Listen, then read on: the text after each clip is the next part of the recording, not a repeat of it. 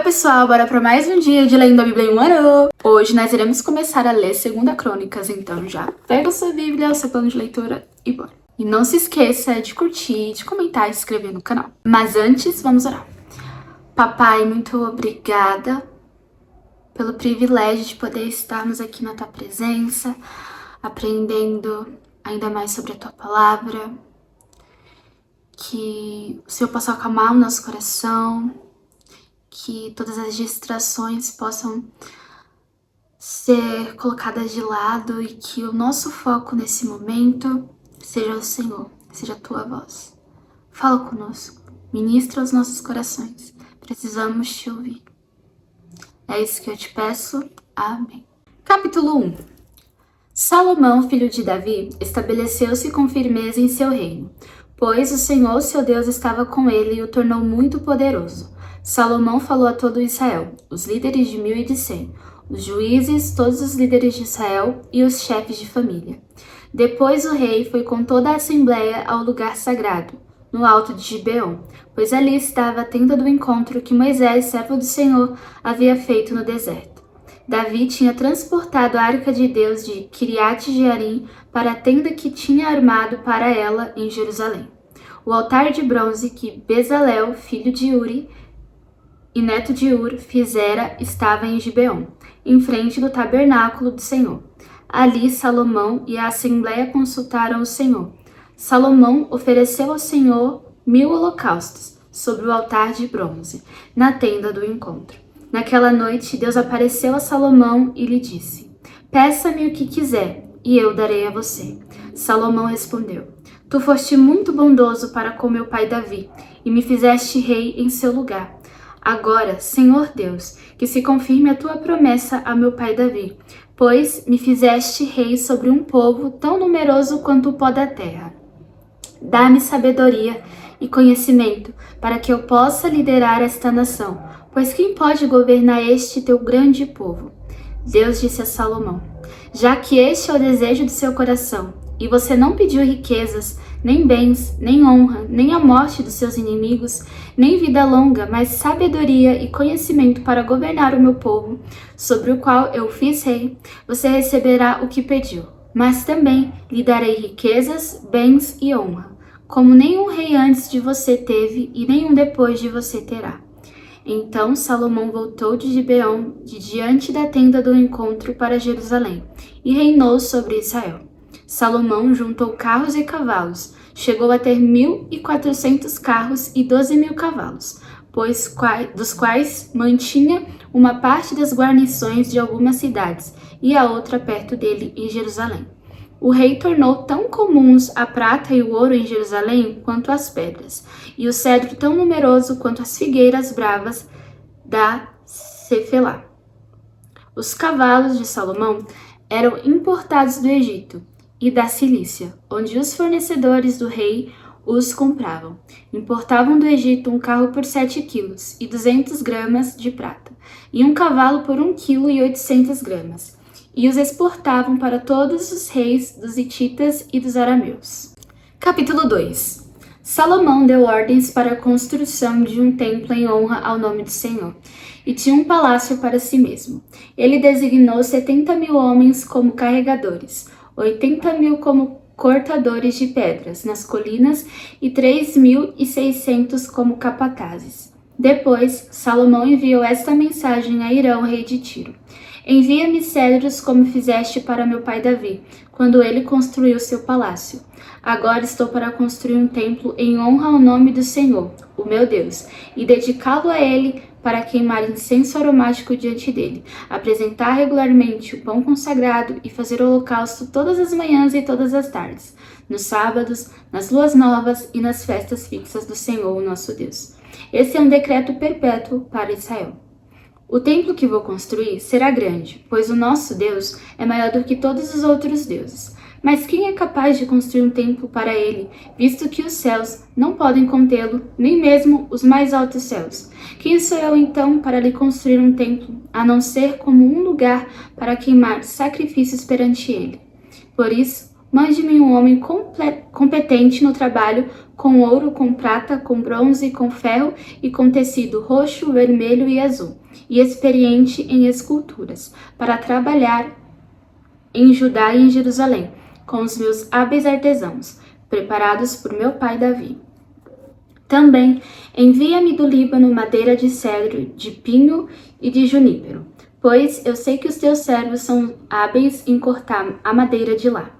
Os meus servos trabalharão com os teus, para me fornecerem madeira em grande quantidade, pois é preciso que o templo que vou edificar seja grande e imponente. E eu darei como sustento a teus servos, os lenhadores, 20.000 tonéis de trigo, 20.000 tonéis de cevada, 2.000 barris de vinho e 2.000 barris de azeite. Irão, rei de Tiro, respondeu por carta a Salomão: O Senhor ama o seu povo, e por isso te fez rei sobre ele.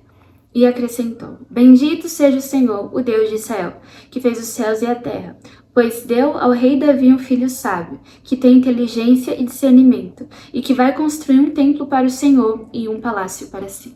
Estou te enviando Urão-Abi, um homem de grande habilidade. Sua mãe era de Dan e seu pai de Tiro. Ele foi treinado para trabalhar com ouro e prata, bronze e ferro, pedra e madeira, e em tecido roxo, azul e vermelho, em linho fino e em todo tipo de entalhe. Ele pode executar qualquer projeto que lhe for dado, trabalhar com os teus artesãos e com os de meu senhor Davi, teu pai. Agora envia, meu senhor, a teus servos o trigo, a cevada, o azeite e o vinho que o meu senhor prometeu. E cortaremos toda a madeira do Líbano necessária, e faremos flutuar em jangadas pelo mar, descendo até Jope. De lá poderás levá-la a Jerusalém. Salomão fez um recenseamento de todos os estrangeiros que viviam em Israel, como o que fizera seu pai Davi. E descobriu-se que eram 153.600. Ele designou 70.000 deles para serem carregados e 80.000 para serem cortadores de pedras das colinas, com 3.600 capatazes para manter o povo trabalhando. Capítulo 3. Então Salomão começou a construir o templo do Senhor em Jerusalém, no Monte Moriá, onde o Senhor havia aparecido a seu pai Davi na era de Araúna, o Jebuseu, local que havia sido providenciado por Davi. Começou a construção no segundo dia do segundo mês do 4º ano de seu reinado. Os alicerces que Salomão lançou para o templo de Deus tinham 27 metros de comprimento e 9 metros de largura, pela medida antiga. O pórtico da entrada do templo tinha 9 metros de largura e 9 metros de altura. Ele revestiu de ouro puro o seu interior. Recobriu de pinho o átrio principal. Revestiu de ouro puro e decorou-o com desenhos de tamareiras e correntes. Ornamentou o templo com pedras preciosas. O ouro utilizado era de Parvaim. Também revestiu de ouro as vigas do forro, os batentes, as paredes e as portas do templo, e esculpiu querubins nas paredes. Fez o lugar santíssimo com 9 metros de comprimento e 9 metros de largura, igual à largura do templo. Revestiu seu interior de 21 toneladas de ouro puro. Os pregos de ouro pesavam 600 gramas. Também revestiu de ouro as salas superiores. No lugar santíssimo, esculpiu e revestiu de ouro 2 querubins, os quais, de asas abertas, mediam juntos 9 metros. Cada asa de 2 metros e 25 centímetros. Tocava de um lado na parede do templo, e do outro lado na asa do outro querubim.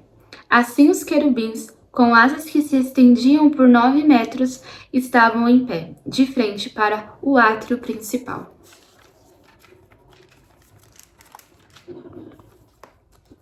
Ele fez o véu de tecido azul, roxo, vermelho e linho fino com querubins desenhados nele.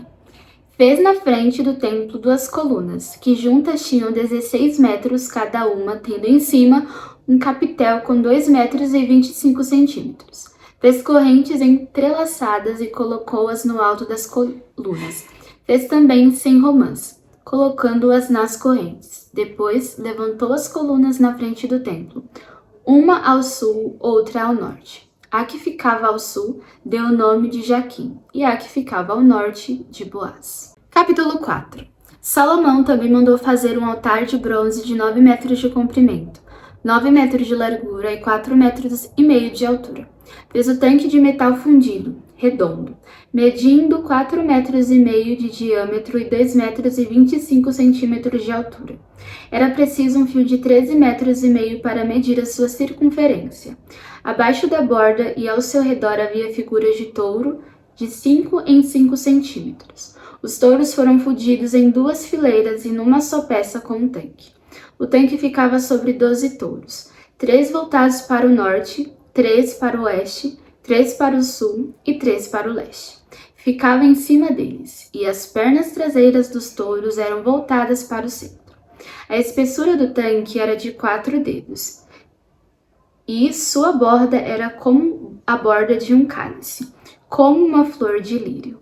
Sua capacidade era de 60.000 litros. Fez 10 pias, colocando 5 do lado sul e 5 no lado norte. Nelas era lavado tudo que era usado nos holocaustos, enquanto que o tanque servia para os sacerdotes se lavarem. Fez 10 candelabros de ouro, de acordo com as especificações, e os colocou no templo, 5 no lado sul e 5 no lado norte.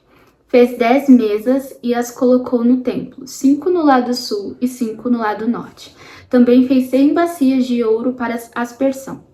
Fez ainda o pátio dos sacerdotes e o pátio principal com suas portas e revestiu de bronze as suas portas. Pôs o tanque no lado sul, no canto sudeste do templo. Também fez os jarros, as pás e as bacias para aspersão. Hurão-Abi terminou assim o trabalho de que fora encarregado pelo rei Salomão no templo de Deus. As 2 colunas, os 2 capitéis em forma de taça no alto das colunas, os 2 conjuntos de correntes que decoravam os 2 capitéis, as 400 romãs para os 2 conjuntos de correntes, sendo 2 fileiras de romãs para cada conjunto, os 10 carrinhos com as suas 10 pias, o tanque e os 12 touros debaixo dele, os jarros, as pás, os garfos de carne e todos os utensílios afins. Todos esses utensílios que Hurão-Abi fez para o templo do Senhor, a pedido do rei Salomão, eram de bronze polido.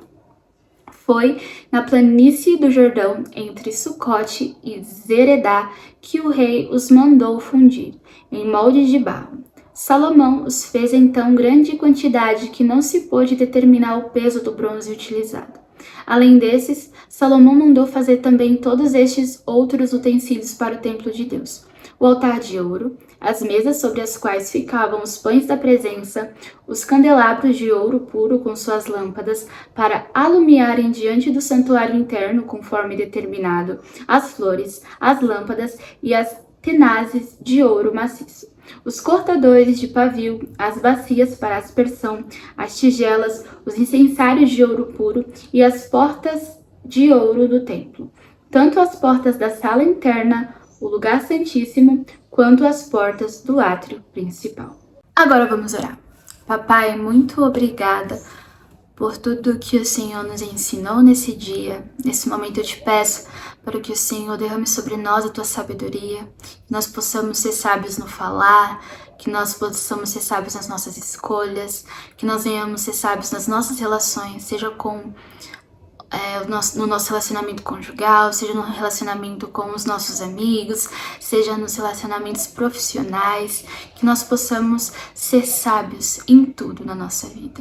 Nos dê a tua sabedoria, nos dê entendimento e discernimento. Nós precisamos de ti. Que o Senhor continue nos ajudando, que o Senhor continue ministrando aos nossos corações. É isso que eu te peço. Amém. Bom, agora você já sabe, tira um tempo para meditar sobre tudo que a gente viu hoje. Te vejo amanhã. Um beijo e tchau!